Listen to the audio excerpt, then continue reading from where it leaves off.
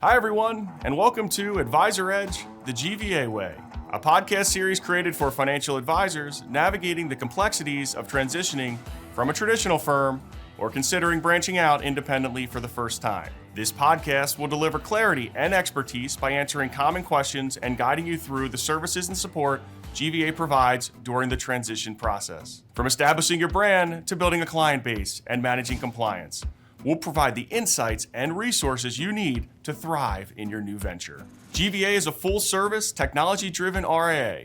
We are 170 advisors strong across 18 states. We provide asset management, compliance, billing, compensation, insurance, brokerage, 401k services, technology, and more to our advisors.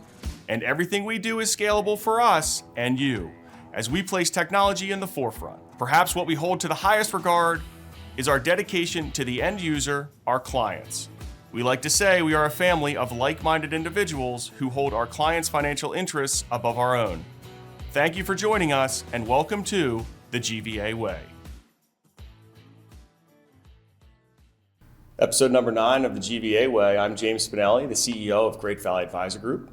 I have with me today Jeremy Holly, the EVP of LPL Capital Partners, and we're excited to talk through M&A, valuation, and a couple other hot topics as it relates to advisors who join GVA and who are part of the LPL financial ecosystem. So, Jeremy, why don't you give us a little bit about yourself, a little bit of background, and what your role is at LPL Financial? Sure. Well, thanks for having me, James. I run a group called LPL Capital Partners.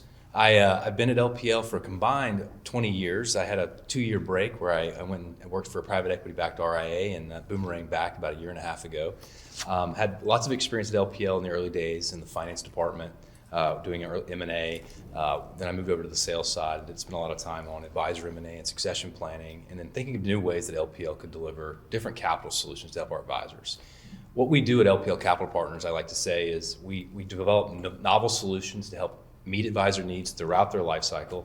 We essentially help them grow, protect, and unlock the value of their business. That's great, yeah. And so a lot of the advisors that are with Great Valley Advisor Group today are obviously part of LPL Financial and are utilizing some of those services. Mm-hmm. So how are you seeing it from your seat in the position that you're in? The advisor can best take advantage of what your team has to offer. Right. I think it starts with just being aware of all the different things we have. We're constantly thinking of new solutions and developing new solutions that meet advisor needs. And I think starting with, hey, what's available to me? What are all the different things that can help me and my business? And so we look at things that'll help advisors who are looking to grow.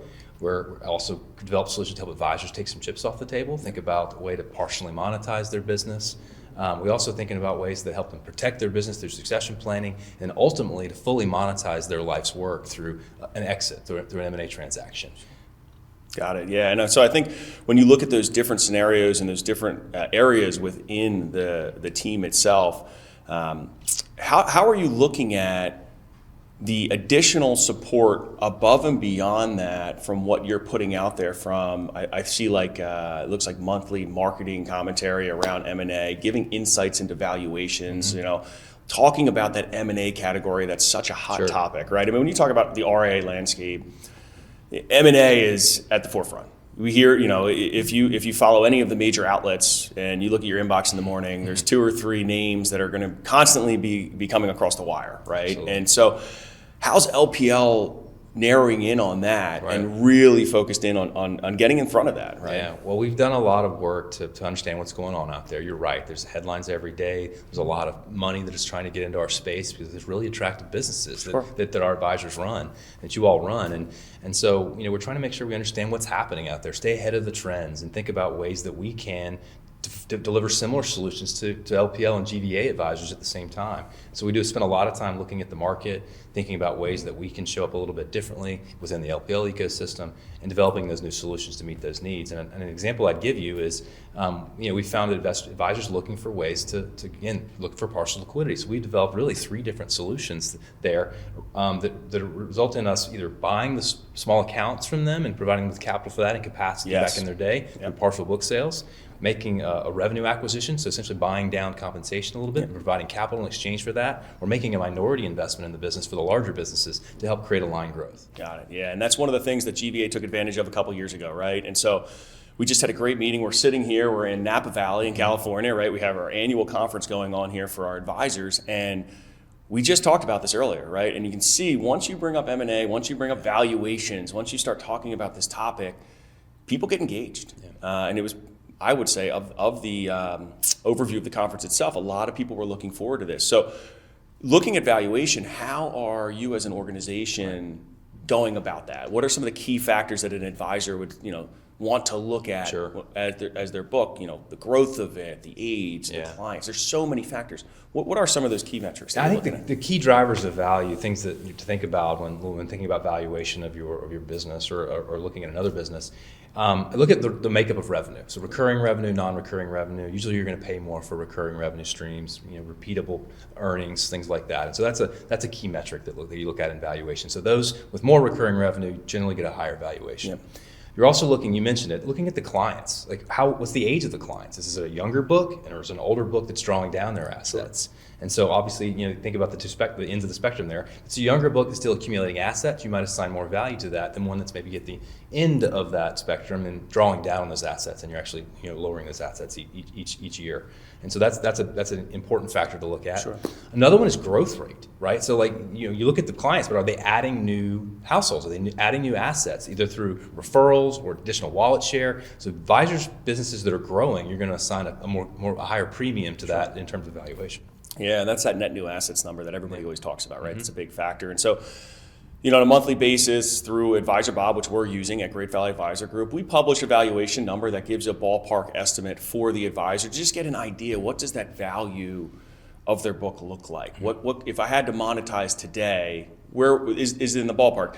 Is it a fully formal valuation? No, but it's one that you can give you, some guide rails or some guide to what you're looking to do in the near future there, and it does bring up a lot of conversations around that, from succession planning, business continuity planning, all sorts of fun stuff. And then switching over to the financing piece of it, how does LPL get involved in the financing or not get involved in the financing, right? So what do we look like there? Well, we've, over the years, we realized that there was an opportunity for us to actually leverage our balance sheet to help advisors grow through M&A, grow through other organic means. And so we wanted to make capital available to our advisors. But we're not a bank, as you know. Correct. And so I would say we have really good flexibility on our loan structuring and terms, but our interest rates, because we're not a bank, are probably not the most competitive. Nonetheless, we still make capital available to our advisors. Most advisors take us up on that offer in the M&A deals that we support, and so we've been able to help advisors close deals, provide that financing. It's really easy to access capital with us. Sure. We understand the business. The advisors are on our platform.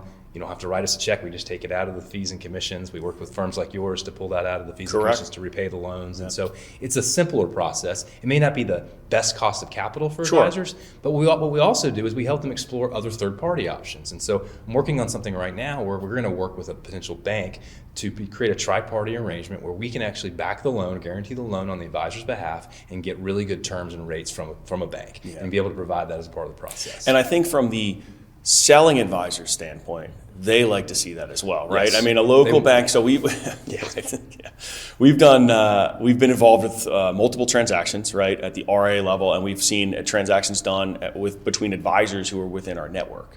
And honestly, that is such a big factor in the creditworthiness, the trust, the trust factor that goes along with it.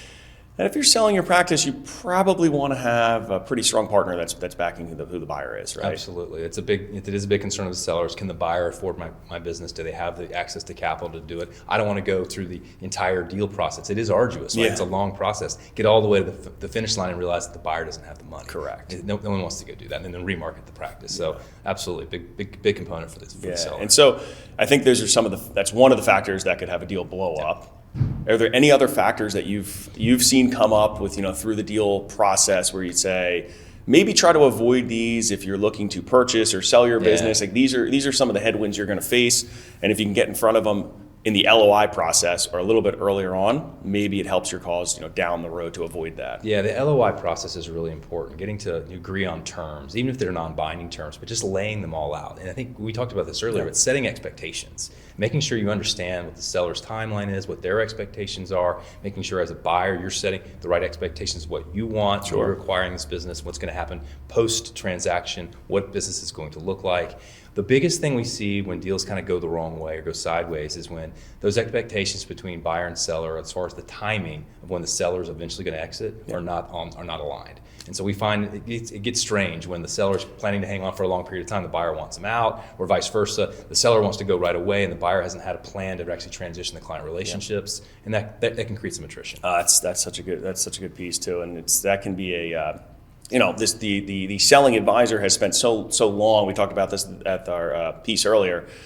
Building that business. Yeah. It's probably one of the biggest assets, if not the biggest, right? And so there's a lot that goes into it emotionally as well. Totally. So that's a big factor. So before we wrap this up, I always like to ask the question of, from a personal standpoint, what does Jeremy Holly enjoy? What do you do outside of the world when you're not running LPL Capital Partners and heading in the right direction with this organization? What are you focused on? Well, I enjoy exercising. I enjoy working out. I do CrossFit in my garage on most days, and so I do enjoy getting out there and being active.